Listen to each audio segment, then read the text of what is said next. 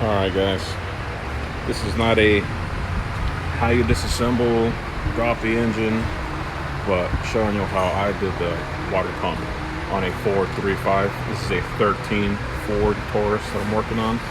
I didn't have to disassemble any of the secondary timing chain stuff.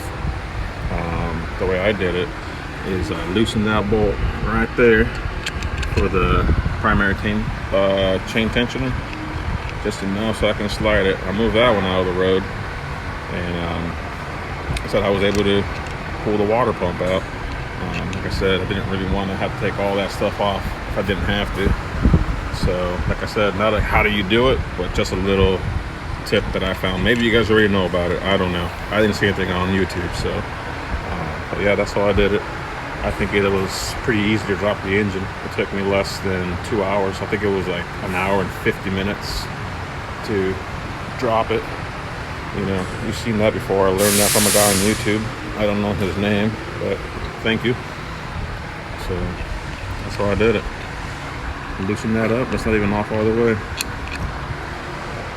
So gotta clean it up.